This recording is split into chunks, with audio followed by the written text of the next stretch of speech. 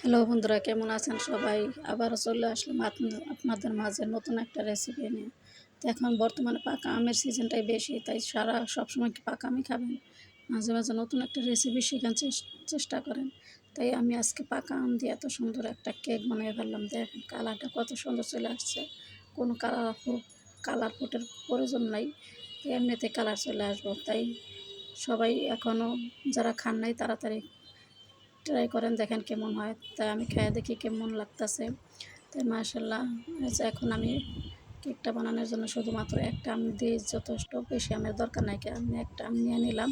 এখন আমটা ভালো করে আমি চটকায় নেব। চটকায় নেওয়া হয়ে গেলে এখন একটা মিক্সার ব্লেন্ডারের ভিতরে নেব।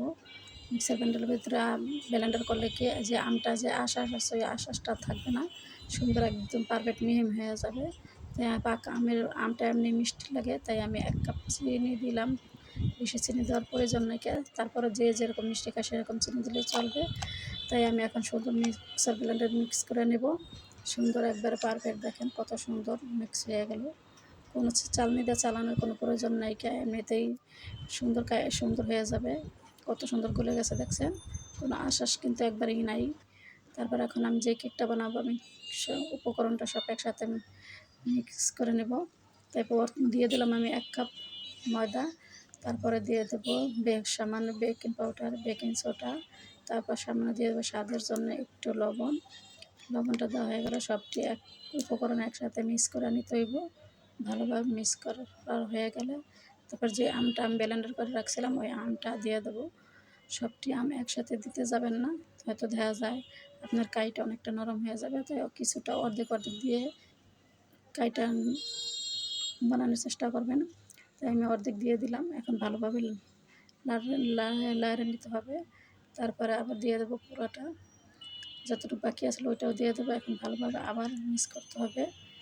সুন্দরভাবে মিক্স করা হয়ে গেলে এখন দেখবেন আপনার কাইটা কতটা নরম হয়েছে। আমার কাইটা কিন্তু নরম হয় নাই, তাই আমি আবার কিছুটা পরিমাণ তরল দুধ দিয়ে দিতেছি। দুধটার আগেই গরম করে রেখেছিলাম, এখন দিয়ে দিলাম দুধটাও পুরোপুরি একসাথে দিয়ে দেবেন না, আপনার যতটুকু প্রয়োজন ততটুকু দিবেন। দেখবেন আস্তে আস্তে যে লাড়তে কতটুকু হয়। এই দেখেন আমি এখন হাত দিয়া করতেছি, কারণ আমরা তো বাঙালি মানুষ, চামিচ দিয়ে করতে যেয়ে দেখেন আমার চামিচটাই ভেঙে ফেলেছে। তাই হাতের কাছে হাত দিয়ে ভালো হয়, তো আমি হাত দিয়েই করলাম। আমার কাজটা এখনও পুরোপুরি কমপ্লিট হয় নাই, তাই আমি আবার কিছুটা দুধ দিয়ে দিলাম, দিয়ে আবার ভালোভাবে মিক্স করতে আসি।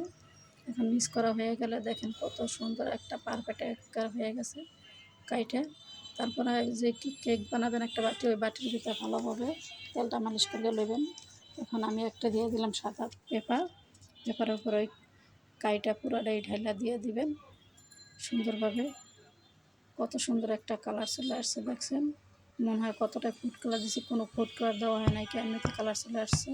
তারপর কিছুটা বাটিটা একটু টাচ করতে হবে, কয়েকটা বাড়ি দিয়ে দিবেন যেন চারিদিকে সব দিক দিয়ে সমান হয়।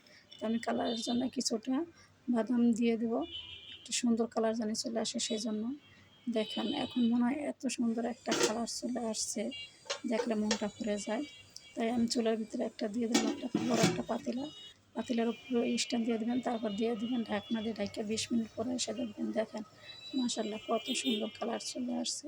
তারপরে একটা টুথপিক দিয়ে দেখবেন ভিতরে কাঁচা আছে নাকি। দেখেন এখন আপনাদের দেখাচ্ছি কত সুন্দর কালার চলে আসছে, একবার পারফেক্ট কেকের কালার চলে আসছে দেখছেন।